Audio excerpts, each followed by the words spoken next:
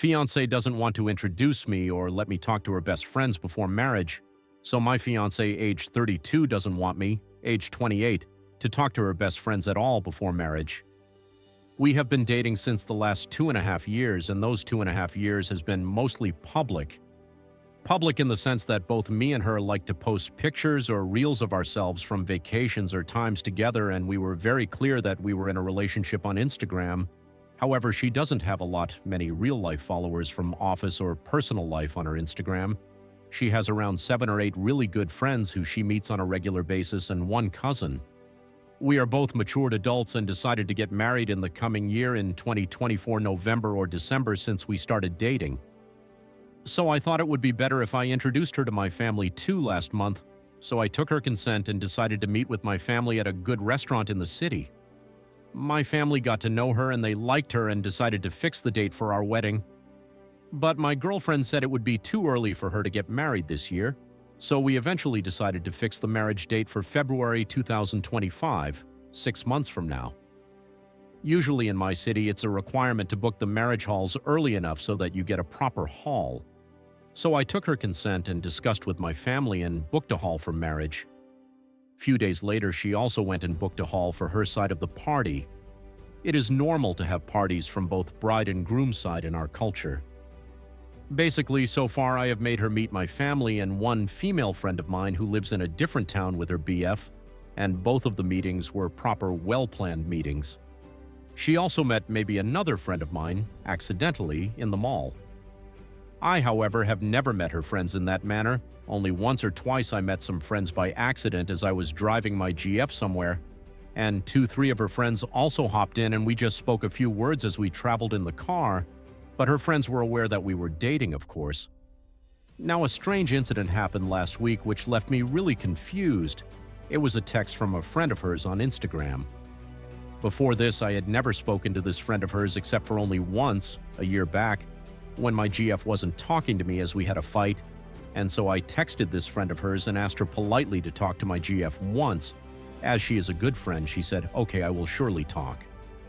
And also, I texted her friend only because I felt my girlfriend back then was going through a lot of things, and probably she would need a friend to discuss properly as she had a huge financial loan, etc., and even had a fight with me and her family for some reasons. Shortly afterwards, I got a call from my girlfriend regarding me DMing her friend on Instagram, and she asked me very angrily to never talk to her again. To which I was surprised, but I complied as our relationship wasn't so stable back then and I gave her space to settle. And after a while that day, I got a message from her friend saying, "Hey, sorry, I can't help you in this," and she blocked me on Instagram. I was okay and didn't react back, etc.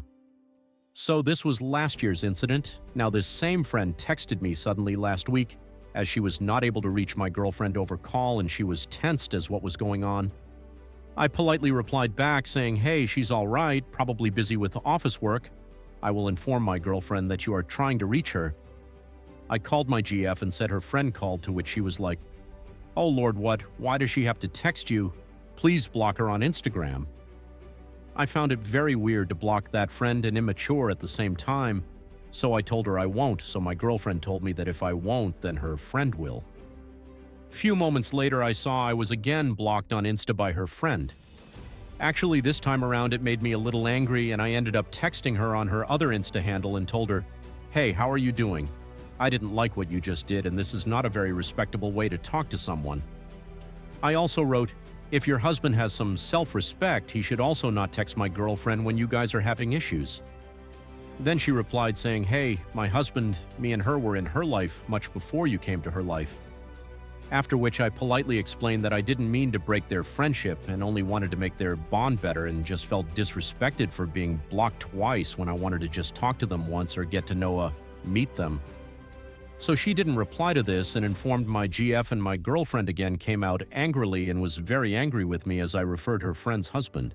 I felt that was the only logical way to express myself. I was serious about her and made her meet my family and friends. She had no family members. Her parents also passed away and cousins live in other countries or far away now, but her friends would be the ones who would be present at our wedding from her side. So I expected her to take me a little more seriously and maybe not ask her friends to block me, at least on Instagram. She often visits this female friend's house, and sometimes they have sleepovers and sometimes even parties with this friend and her husband in their house, birthday parties or some other reason. I never got to properly go out or meet any of her friends in an official go-out-meet kind of sense. I expressed her a couple of times that your friend brings her husband and baby along in group meetings sometimes, so maybe I can also go along and meet them once. But she is strictly against this, and this blocking incident recently is seriously bothering me. My girlfriend says my ex-boyfriends had bothered my friends earlier as well, and I don't want these things to happen again. But this probably would have made sense to till maybe like a year back, but now we are going to get married in 6 months. Even now, she's hesitant and says she will introduce me to them only after marriage. And also when she gets married, these friends will probably have to help her make her side of the arrangement's duties as she has no one else. So I needed to talk to them as well for our upcoming wedding preparations. I haven't spoken to my GF since the last 2 days because of this. And she also is saying she is unsure of the marriage now after I expressed this desire to meet her friends, and she says that I will be controlling in nature in the future. I feel she will text me or call me back soon. Am I asking for the right thing by asking her to introduce me to her friends? What should I do? Update 1. It's not been long since the blocking incident, but today I just got surprised to learn that my GF's mother, who she always has been referring as dead, is not really dead. So a few weeks back, the girl, her best friend, who is already married with 1 kid, just texted me to know the whereabouts of my GF as she was not able to reach her. My girlfriend, on knowing that, instantly asked me to block her and I refused, but she then made that best friend block me, and the rest of the story is already there in the previous post. Since then, I was not able to trust her. My girlfriend has always been telling me that there is no one in her family. She said she was a single child and both her parents have passed away. She used to go to her countryside home every 3 to 4 months to visit her aunt, who she said was the only person living there, but it always seemed a little off. And every time she used to go there, she used to stay for at least 2 to 3 days. There were other things which seemed off too, like whenever she used to get a phone call, her contact name used to show as Dad Home, and a lady used to speak from the other end who she always used to refer as her aunt. My girlfriend has already met my parents, and we were supposed to get married in the coming February. My parents were hesitant about our marriage because they also didn't like this secrecy and the fact that my girlfriend asked her best friend to block me. I just thought it to be generational differences and was trying to make my parents understand that maybe it's not that big a thing. But still, my parents didn't like this relationship, and one day last week they just went near my GF's office and asked a colleague of hers if she knew about her parents. But that colleague didn't know a lot about her family. I know this was not a right thing to do by my parents, but probably they could look at the suspicious things from an outsider's perspective and they just wanted to keep me safe. I tried to make them understand later that it's wrong to take these things in the professional space. They agreed not to ask there again, but also urged me to do proper research before taking a step towards marriage. So, I also tried to ponder upon my parents' point of view and the whole situation from an outsider's perspective, and it was all making me grow impatient. My girlfriend just wouldn't let me talk to any of her friends or relatives or follow them on social media. And the reason she used to give for not introducing to her family was that her family would never approve of her marriage, as intercaste, intercommunity marriages are still not quite accepted in some parts of India. But she always used to say how open-minded her parents were and that her whole upbringing was very modern, etc., and used to cuss my family for being suspicious and backward, etc. And she also used to say if her parents were alive today, they would have definitely come for the marriage. My parents liked my girlfriend initially when they met her first time and were very happy about the marriage. My father even offered to sponsor the marriage expenses for her side as she wasn't doing great financially. But they got suspicious when she even made her best friend block me. So all these combined made me very suspicious, and I decided to visit her countryside village house today just to check. I went there acting I was looking for someone else, and when I knocked the door, her mother came out. I know it was her mother because my girlfriend showed photos of her mother to me earlier. It was truly like encountering a ghost. She looked like a fit and fine woman with a smile on her face and just looking like my GF. My GF and I are not talking properly since the day my parents went to her office. She called my parents crazy and whatnot for doing such a thing, and was angry and said people of my community are clever, cunning, and crazy and do suspicious spying on people. but never accepted that she said such a big lie to our family. And while I admitted to her that it was wrong to ask at her office, but it's not right for her as well to talk like that about my family when she was acting all suspicious, asking friends and family to block me and faking her mother's death. I haven't spoken to my girlfriend about this in IDK. What should I make out of this, really? This was a very huge lie, and I don't see a valid reason for this either.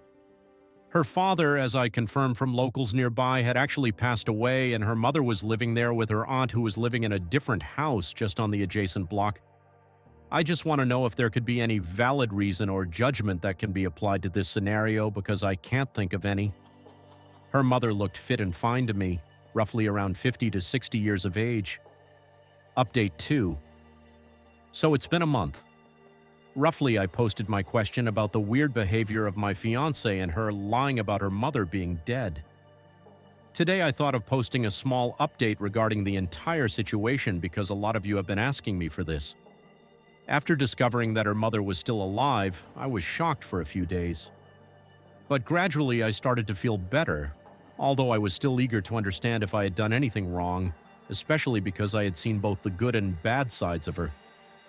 Now that some time has passed and I can think more clearly, though I do miss her at times, I reflect on what I know about her. She is someone who is naturally very compassionate and has shown great kindness towards animals, adopting or helping several street animals during the 3 years we were together. I've seen her experience happiness, sadness, and vulnerability. I've seen her good sides, but she has also been very harsh in her feelings towards my community, language, my parents, and even me. She clearly did things that were wrong, like discouraging interaction with her friends and lying about her mother being dead, among other things. Also, she lied to me another time in the past, which I consider the second biggest lie after the story about her mother's death. This happened one night when she arrived in my city a day earlier than planned from her village home. I found out because I had been calling her repeatedly.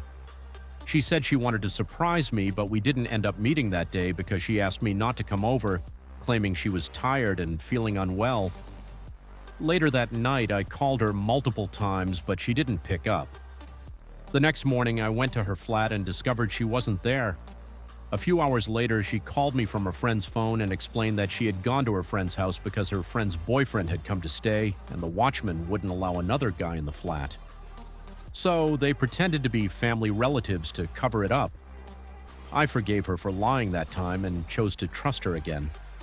In hindsight, it was another significant lie, the second biggest lie during our entire relationship, the fake mother's death still being the first. About 7 or 8 days ago, I noticed her repeatedly posting WhatsApp updates about how she was treated badly by me, how she was subjected to loneliness, and how I broke up with her.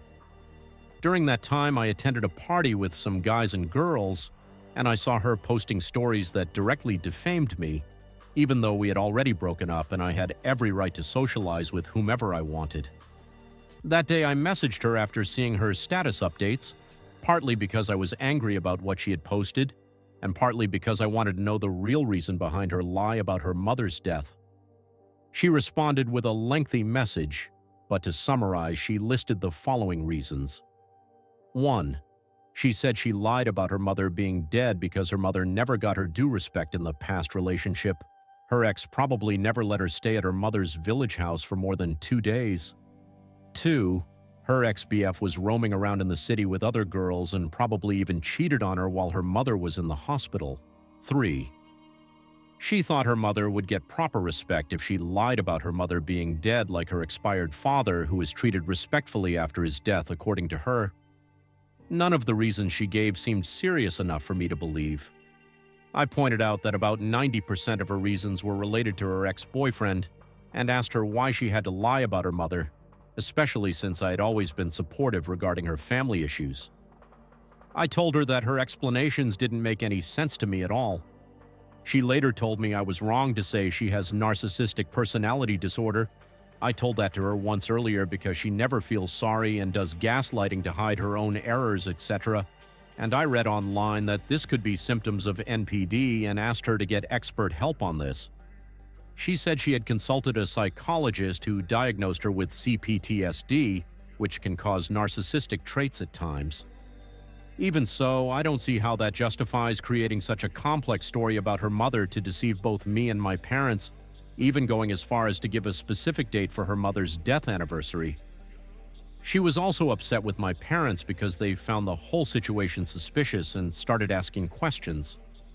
Although I feel bad and believe she may be dealing with some behavioral disorders, I also suspect there is a deeper, more complex secret, whether it's hers or her family's, that has led to all these stories. In my last conversation with her, I made it clear that regardless of what she says, we are not in a position to restore the marriage. I don't want to hurt her by doubting her, nor do I want to hurt myself. Trust is something that cannot be rebuilt after everything that's happened, so I asked her to just tell me the truth. However, nothing substantial came from her that I could consider,